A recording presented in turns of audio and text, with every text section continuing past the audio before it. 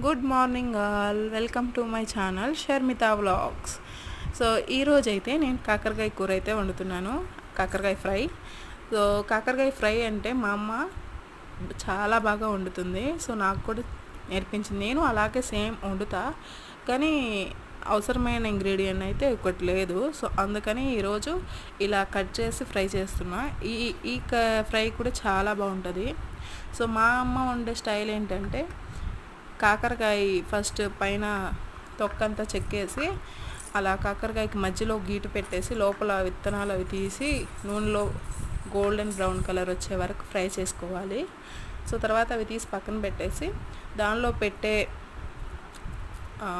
కారం, శనగపప్పు, అలాగే ఎండుమిర్చి, చిన్నుల్లిపాయ, కొబ్బరి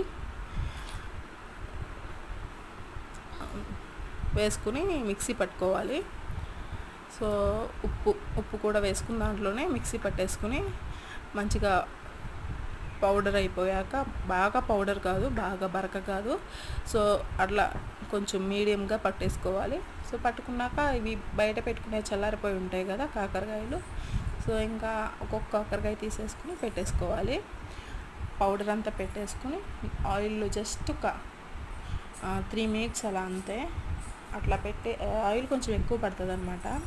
ఈ కాకరకాయ ఏ కర్రీ అయినా ఆయిల్ ఎక్కువే పడుతుంది.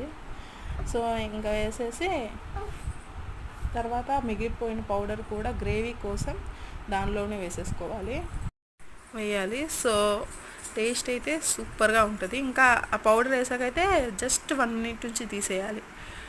తర్వాత ఇక వేడి వేడి అన్నంలో కాకరకాయ వేసుకుని తింటుంటే సూపర్గా ఉండద్ది. సో ఇక్కడ వచ్చేసి మనం ఒక పెద్ద ఆనియన్ తీసుకుని కట్ చేసుకోవాలన్నమాట. ఇలా పొడుగ్గా చేసుకున్నాక ఫస్ట్ ఆనియన్ వేసేస్తారు. ఫస్ట్ ఆనియన్ వేయకూడదండి. ఫస్ట్ ఆనియన్ వేస్తే మనకు కాకరకాయ అయితే వేగదు. సో కాకరకాయ అనేది పూర్తిగా కాకుండా ఒక 60% ఫ్రై అయ్యాక ఉల్లిపాయ వేసుకోవాలి. ఉప్పు కూడా కాకరకాయ ముక్కలు వేయంగానే మీరు వేసేసేయొద్దు. కాకరకాయ ముక్కలు కొంచెం మగ్గినాయి అన్నట్టున్నప్పుడే మీరు సాల్ట్ అయితే వేసుకోవాలి. సో టేస్ట్ అయితే చాలా బాగుంటుంది ఈ ఫ్రై కూడా. సో ఇలా చేసుకునే ఫ్రైలో కూడా ఆ పౌడర్ అయితే మనం వేసుకోవచ్చు అండి. అదే శనగపప్పు అది వేస్తాం కదా, ఆ పౌడరు. సో ఫైనల్లీ కాకరకాయ ఫ్రై అయితే సూపర్గా వచ్చేసింది. మీరు మన ఛానల్ ఫస్ట్ టైం చూస్తున్నట్టయితే తప్పకుండా సబ్స్క్రైబ్ చేసుకోండి. సబ్స్క్రైబ్ చేసుకుని మీ సపోర్ట్ అయితే కావాలి. సో మీరు పెద్ద పెద్ద ఛానల్స్ సబ్స్క్రైబ్ చేసుకుంటారు, కొంచెం మాలాంటి చిన్న ఛానల్స్ కూడా సబ్స్క్రైబ్ చేసుకుంటే మాకు సపోర్ట్గా ఉంటారు.